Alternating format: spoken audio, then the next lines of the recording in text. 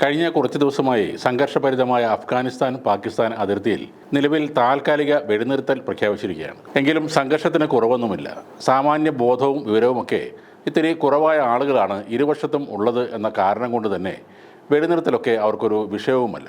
ബുധനാഴ്ച കാബൂളിലും കാണ്ഡഹാറിലും പാകിസ്ഥാൻ നടത്തിയ വ്യോമാക്രമണങ്ങളിൽ കുറഞ്ഞത് 15 സാധാരണക്കാരായ അഫ്ഗാൻ പൗരന്മാർ കൊല്ലപ്പെടുകയും 100-ലധികം പേർക്ക് പരുക്കേൽക്കുകയും ചെയ്തിട്ടുണ്ട്. സ്പിൻ ബോൾഡാക്കിൽ പാകിസ്ഥാന്റെ അതിർത്തി പോസ്റ്റുകൾ താലിബാൻ പിടിച്ചെടുത്തതിന് പിന്നാലെയായിരുന്നു ഈ ആക്രമണം നടന്നത്. തങ്ങളുടെ പോസ്റ്റുകൾ ഉപേക്ഷിച്ചു പോയ പാകിസ്ഥാൻ സൈനികരുടെ വസ്ത്രങ്ങളുമായി പിന്നീട് അഫ്ഗാൻ തെരുവുകളിൽ താലിബാൻ സൈന്യവും പ്രവർത്തകരും പരേഡ് നടത്തുകയും ചെയ്തു. അതിർത്തി പോസ്റ്റുകളിൽ നിന്നും പിടിച്ചെടുത്ത പാൻറ്റുകളും ആയുധങ്ങളും താലിബാൻ പോരാളികൾ പ്രദർശിപ്പിക്കുന്ന ചിത്രം BBC-യുടെ അഫ്ഗാൻ മാധ്യമ പ്രവർത്തകനായ ദാവൂദ് ജുൻബിഷ് എക്സിൽ പങ്കുവച്ചിരുന്നു.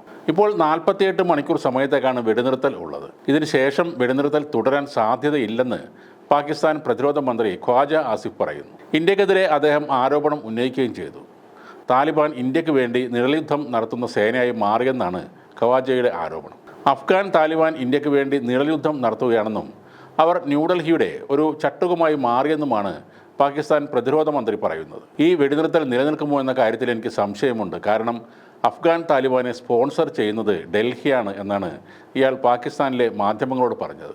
അഫ്ഗാൻ ഭരണകൂടം എടുക്കുന്ന തീരുമാനങ്ങൾ അഫ്ഗാനിസ്ഥാനിൽ വെച്ചല്ല, മറിച്ച് ഇന്ത്യയിലാണെന്നും അദ്ദേഹം അവകാശപ്പെട്ടു. താലിബാൻ വിദേശകാര്യമന്ത്രി ആമീർ ഖാൻ മുത്തഖി അടുത്തിടെ നടത്തിയ 6 ദിവസത്തെ ഇന്ത്യ സന്ദർശന വേളയിൽ ഈ പദ്ധതികൾ ആസൂത്രണം ചെയ്തു എന്നും ആസിഫ് ആരോപിക്കുന്നു. മുത്തഖിയുടെ ഇന്ത്യ സന്ദർശനം ഔദ്യോഗികമായി വ്യാപാര ഉഭയകക്ഷി ബന്ധങ്ങളെ കേന്ദ്രീകരിച്ചായിരുന്നെങ്കിലും അതിന് മറ്റ് പല ഉദ്ദേശങ്ങളും കൂടെ ഉണ്ടായിരുന്നു എന്നും അദ്ദേഹം പറഞ്ഞു. കഴിഞ്ഞയാഴ്ച കാബൂളിൽ ഒരു TTP നേതാവിനെ ലക്ഷ്യമിട്ട് പാകിസ്ഥാൻ നടത്തിയ വ്യോമ ആക്രമണങ്ങളെ തുടർന്നാണ് അടുത്തിടെയുണ്ടായ ആക്രമണ പരമ്പര ആരംഭിക്കുന്നത്. വ്യോമാക്രമണത്തിൽ കാര്യമായ നാശനഷ്ടങ്ങളൊന്നും ഉണ്ടായിട്ടില്ലെന്ന് അഫ്ഗാനിസ്ഥാൻ അവകാശപ്പെടുകയും ചെയ്തു. തുടർന്ന് 2640 കിലോമീറ്റർ ദൈർഘ്യമുള്ള ഡ്യൂറൻഡ് ലൈനിലെ പാകിസ്ഥാൻ അതിർത്തി പോസ്റ്റുകൾ ലക്ഷ്യമിട്ട് താലിബാൻ തിരിച്ചടി നൽകുകയായിരുന്നു. അഫ്ഗാനിസ്ഥാൻ തങ്ങളുടെ പ്രദേശത്ത് ഭീകരാക്രമണം നടത്തുന്നവരെ പിന്തുണയ്ക്കുന്നു എന്നതാണ് പാകിസ്ഥാന്റെ പ്രധാന ആരോപണം. താലിബാൻ അധികാരം പിടിച്ചെടുത്ത 2021 മുതൽ ഇത്തരം ആക്രമണങ്ങൾ വർദ്ധിച്ചതായും പാകിസ്ഥാൻ പറയുന്നു. എന്നാൽ പാകിസ്ഥാന്റെ ഇത്തരം ആരോപണങ്ങളെല്ലാം താലിബാൻ തള്ളിക്കളയുകയാണ്. തീവ്രവാദികളിൽ ഒരാൾ പോലും ഇപ്പോൾ അഫ്ഗാനിസ്ഥാനിൽ ഇല്ലെന്നും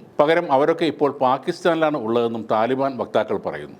എല്ലാവിധ സഹായങ്ങളും നൽകി തീവ്രവാദികളെ വളർത്തുന്നത് പാകിസ്ഥാൻ ഭരണകൂടവും സൈനിക മേധാവികളുമാണെന്നാണ് താലിബാൻ കുറ്റപ്പെടുത്തുന്നത്.